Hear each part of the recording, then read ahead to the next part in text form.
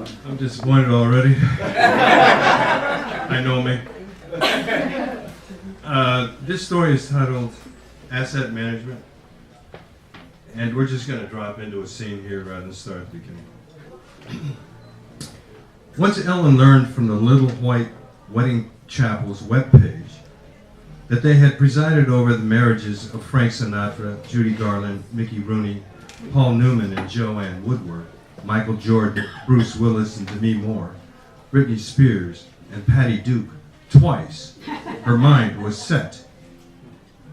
Except even the low-end #1 tribute to Elvis wedding package, performed in a pink Cadillac in the chapel's beautiful Tunnel of Vows drive-thru, cost $325. That included Elvis singing romantic love songs before and after the ceremony, but even so, Tobias and Ellen agreed to wing it.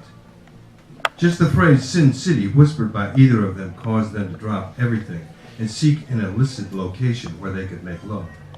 They'd done it many times in Tobias's Jeep Wrangler, in the shower down the hall from Ellen's dorm room, under the gym's bleachers, in a Macy's changing room in Topeka, and once in the alley behind the Skinny Pig.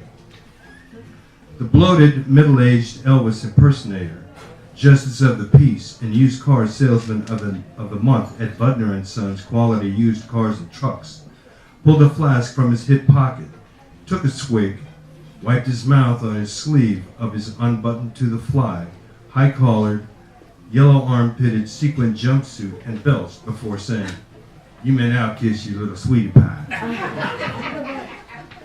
An intense ray of Las Vegas sunlight ricocheted off Elvis's spangled collar, momentarily blinding Tobias. The dry, superheated desert sunbeam seemed to bore a narrow hole into his brain. The thought, through blurry eyes, he saw a beautiful, mysterious butterfly standing before him. For the briefest of moments, Tobias felt he was free-falling and wondered if he'd made a terrible mistake. As his head cleared, the butterfly morphed into an image of Ellen wearing her Halloween mask. Ellen swept the mask up and put a hand on Tobias's cheek. Toby baby, are you okay?" The New Beginnings Matrimonial Chapel and House of Deepest Contemplation was a block off Las Vegas Boulevard, under the Stratosphere's shadow, tucked between the double-wide trailer that functioned as the Bittner & Sons office and the heavy-duty plastic-covered structure that housed Alvin Bittner's Jr.'s custom auto detailing shop and American Indian gift emporium. The tiny chapel featured the patch of well-worn astroturf on which Tobias and Ellen were standing, a small, ornate, three-tiered plastic waterfall surrounded by dusty, fading, potted plastic palm trees, and smelled of cigarette butts, wet dog, Chinese carryout masked by Elvis's musky scent and Jamaican ganja. Tobias blinked and saw Ellen gazing up at him with a look of alarm in her eyes.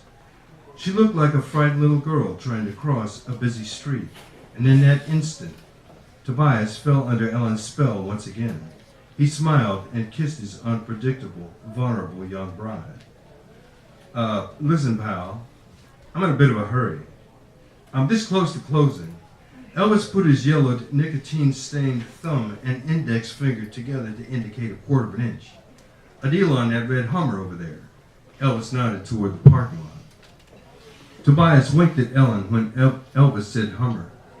Stifling a laugh, Ellen traced a moist arc along her upper lip with her tongue. "So, if you could initial here, here, and here, and sign on the bottom." Elvis handed Tobias an official-looking document with the seal of Nevada on it, secured to a clipboard by a set of spring-loaded false teeth. "Same goes for you, man."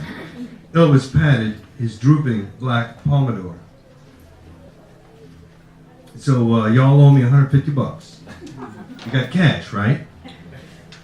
Tobias initialed and signed where indicated, handed the clipboard to Ellen, and reached into the front pocket of his wrinkled slacks, pulled out a roll of 20s, peeled off 8 of them.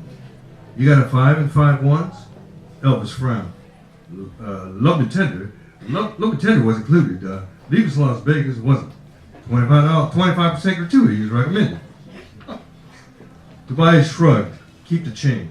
In a southern drawl, Elvis said, "Thank you very much." He turned, held his practice Elvis pose for a second, and then barged through the chapel's beaded curtained doorway.